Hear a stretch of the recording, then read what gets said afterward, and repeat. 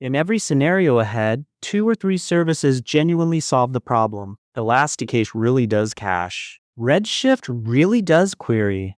But one qualifier word, microsecond, serverless, shared, baseline replay, rules out every option except one. Quick hello from Stack Lessons, now back to it. By the end of this checkpoint, you'll be able to hear a performance scenario, catch the one qualifier that matters, and eliminate the plausible but wrong option on instinct.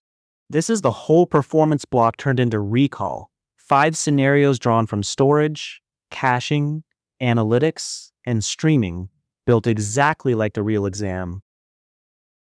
The performance block moved fast. We covered the storage types, EBS, EFS, Instant Store, and the whole FSX family. We worked through compute and containers, from EC2 and Lambda to Fargate, ECS, and EKS. And we closed out on purpose-built databases, the caching layers in front of them, and the serverless analytics pipeline. This checkpoint turns all of that breadth into fast, reliable recall. The format is simple. You get 5 scenarios, each shaped like a real exam question. Everyone carries a dominant qualifier keyword surrounded by distractors that technically work but aren't optimal. Each decision runs about 60 to 90 seconds. I'll read the scenario, then you pause and commit to an answer before I reveal the elimination. The goal isn't speed for its own sake. It's building the reflex to spot the qualifier under pressure. Every distractor you'll see is a real Amazon Web Services service that solves a real problem. The mistake is reaching for the one you know best. Instead, match the qualifier keyword in the scenario to the service that was purpose-built for exactly that constraint. That's the whole game. Scenario 1. You've got a gaming leaderboard backed by DynamoDB. It's extremely read-heavy, millions of requests per second flowing in. And the requirement is explicit, microsecond response times. So the question is, which caching layer do you put in front of DynamoDB to hit that number? DAX, ElastiCache, or Read Replica? Lock in your answer before I give it away. The answer is DAX. Let's work the distractors. ElastiCache is the classic technically valid distraction here. It can cache any database, and it does deliver microsecond latency. But the problem is that it's not DynamoDB native. When cache data changes, you have to write and maintain your own invalidation logic. That's extra code, extra complexity, and extra failure surface. Read Replicas scale reads, but they don't touch latency at all, so they're out immediately. DAX wins because it's purpose-built for DynamoDB. It handles cache invalidation automatically with no code changes, collapses single-digit milliseconds down to microseconds. And because it's API compatible, adopting it is 1 to 3 lines of code. The DynamoDB developer guide states it plainly.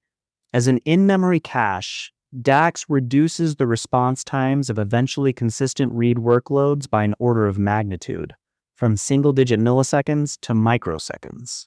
That word microsecond, paired with DynamoDB, is a deterministic signal. When you see both together, the answer is DAX.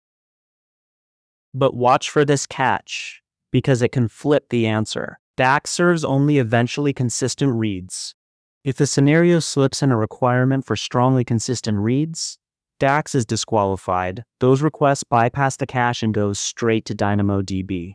The word consistent in a question is your cue to check which kind. Scenario 2. 50 terabytes of raw log files already sit in S3. The team needs ad hoc SQL analysis against them.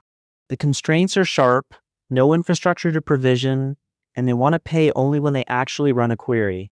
Which query service fits? Athena, Redshift, or EMR? The qualifier is hiding in one phrase. Find it, then answer. This one is Athena. Here's the elimination. Redshift genuinely runs analytic SQL, but it needs a provisioned cluster and a copy command to load the data first, and the data is already in S3. EMR would work too, but it means managing a cluster and standing up a Spark or Hive framework. And both of those keep billing you while they sit idle.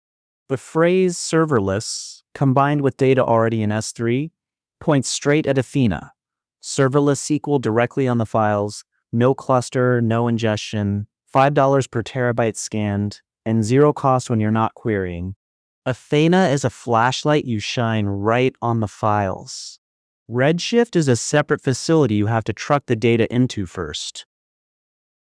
The Athena user guide nails the differentiators. Athena is serverless, so there is no infrastructure to set up or manage, and you pay only for the queries you run. Direct S3 querying, no servers, pay per query. Those three together are the unambiguous Athena trigger.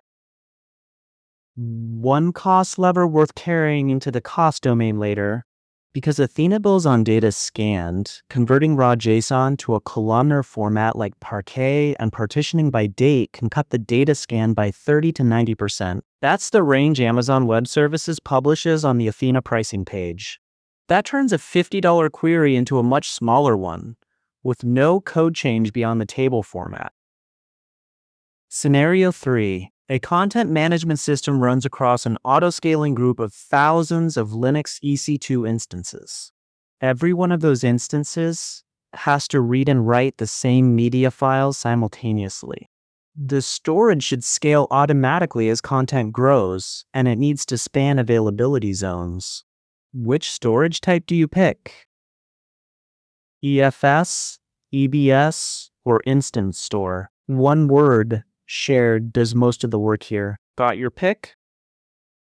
The answer is EFS. Now, the sharpest distractor here isn't plain EBS. It's EBS multi-attach. Someone remembers that EBS can attach to multiple instances and reaches for it. But multi-attach is IO1 or IO2 only, works within a single availability zone, and demands a cluster-aware file system. It's not general shared storage for thousands of instances across zones. Plain EBS attaches to one instance at a time, and instance store is ephemeral, local to one host and gone the moment the instance stops. EFS is the winner because it's a concurrent NFS mount for thousands of Linux clients, scaling automatically, spanning multiple AZs, billed only for storage used. Think of EFS as a shared drive mounted on every laptop, while EBS is a thumb drive you can only plug into one machine. Straight from the EFS user guide, tens, hundreds, or even thousands of Amazon EC2 instances can access an EFS file system at the same time, with consistent performance to each one. That's the exact qualifier that rules out EBS and Instance Store. And remember, EFS speaks NFS to Linux only. A Windows workload would send you to FSX for Windows file server instead. Scenario 4. You've got a general-purpose application database. It needs a consistent baseline of IOPS at the lowest possible cost, and critically, it cannot tolerate its IOPS collapsing under sustained load. Which EBS volume type do you choose? GP3, GP2, or IO2? The word general is doing quiet work as the tiebreaker. Lock it in. The right call here is GP3. Let's eliminate. GP2 gives you 3 IOPS per gigabyte and leans on a burst credit bucket to reach 3,000. But under sustained load, those credits deplete and performance drops to a raw baseline that can fall as low as 100 IOPS. That directly violates the can't tolerate a drop requirement. IO2 delivers extreme IOPS and 5 nines durability, but at 125 thousandths of a dollar per gigabyte, it's overkill and more expensive for a general workload. GP3 wins, a guaranteed 3,000 IOPS baseline. Always on, no burst credits to run out, at 8 cents per gigabyte month. Picture GP3 as a tap on the water mains, always full pressure, while GP2 is a rain barrel that runs dry if you draw on it hard. These are the GP3 anchors to memorize cold. GP3 is roughly 20% cheaper per gigabyte than GP2, and it delivers 3000 IOPS baseline at no extra charge, always on, no burst credits ever, plus 125 megabytes per second of throughput baseline. When a question says consistent IOPS, or no burst credits, or lowest cost for a general workload, these numbers point you straight at GP3. The EBS documentation puts it directly. GP3 volumes deliver a consistent baseline performance of 3000 IOPS and 125 megabytes per second, regardless of volume size. That phrase, regardless of volume size, is what separates GP3 from GP2, where performance is tied to how big you make the volume. Scenario 5. You're building a Clickstream ingestion pipeline. 3 separate applications need to consume the same events independently, each reading at its own pace. And the operations team needs to replay the last 7 days of events to validate a newly deployed machine learning model. Which ingestion service handles all of that? Kinesis Data Streams, Firehose, or SQS? 2 words decide this one: replay and multiple. Answer now. If you said Kinesis Data Streams, well done. Firehose is the dominant distractor because it shares the Kinesis brand name, but it's managed delivery to fixed destinations like S3 or Redshift, with no replay and no custom consumers. That fails both requirements. SQS deletes each message after a single consumer reads it, so to reach 3 independent readers, you'd have to bolt on SNS fanout, and there's still no replay. Data Streams is purpose-built for exactly this. A replayable log with retention up to 365 days, multiple independent consumers each reading at their own position, and enhanced fanout giving each consumer a dedicated 2 megabytes per second per shard. Data Streams is a DVR you can rewind and multiple people can watch at once. SQS is a ticket dispenser. Once a ticket's redeemed, it's shredded. The Kinesis Data Streams developer guide confirms both capabilities that clinch this scenario. It provides the ability to read and replay records in the same order to multiple Kinesis applications, replay, and multiple independent readers. Whenever a streaming question mentions either one, SQS and Firehose are eliminated on the spot. Step back and you can see the pattern behind all 5. On the left, every distractor is a real, working service. The qualifier on the right is what separates them. ElastiCache caches, but it requires custom invalidation logic for DynamoDB. The Microsecond qualifier gives you DAX instead. Redshift queries, but it needs a cluster. Serverless S3 SQL gives you Athena. EBS stores, but only one instance at a time. A shared Linux file system gives you EFS.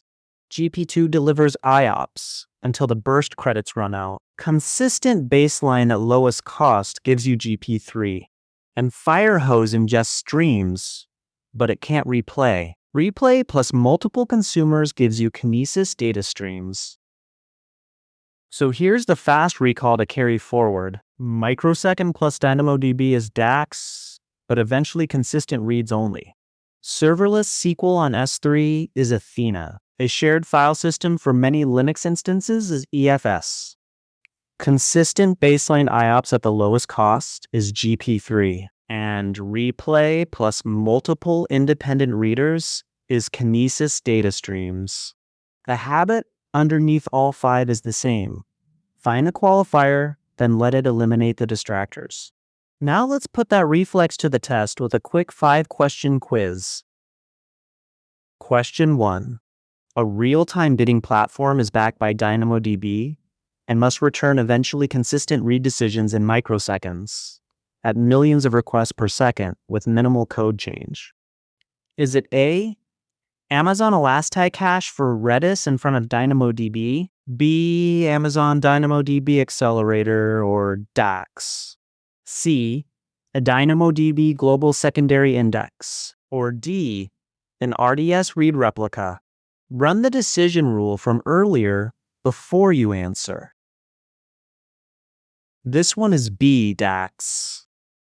The word microsecond paired with DynamoDB is a deterministic signal. DAX is DynamoDB native, drops latency to microseconds, and needs only 1 to 3 lines of code. ElastiCache is the classic distractor.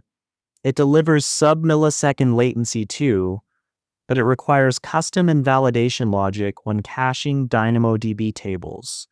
So DAX is the purpose-built choice here. Question 2. A team has 50 terabytes of raw logs already in S3 and wants occasional ad hoc SQL analysis with no infrastructure to provision and payment only per query. Is it A. Amazon Athena, B. Amazon Redshift with a copy load, C. Amazon EMR running Spark SQL, or D. Amazon RDS for PostgreSQL? Pause here if you want more time. The right call here is A. Athena. Serverless, direct SQL on S3, pay only for queries run. Redshift needs a cluster and a copy ingestion step, and EMR needs cluster management plus a framework. Both keep billing while idle, which the no infrastructure qualifier rules out. Question 3. A CMS runs across an auto-scaling group of thousands of Linux instances across multiple availability zones, all needing concurrent read-write access to the same files, with storage that scales automatically. Is it A. An EBSIO2 volume using multi-attach, B. Instance store on each instance, C. Amazon EFS mounted over NS, or D. A separate EBSGP3 volume per instance? Think about which constraint matters most here. It has to be C, EFS, and here's why. Only EFS gives concurrent NFS access to thousands of Linux clients across AZs with automatic scaling. Multi-attach is EO1 or EO2, single AZ, and needs a cluster-aware file system, a tempting distractor that fails the multi-AZ, thousands of instances requirement. Question 4. A general-purpose application database needs a consistent IOPS baseline at the lowest cost and cannot tolerate performance dropping under sustained load.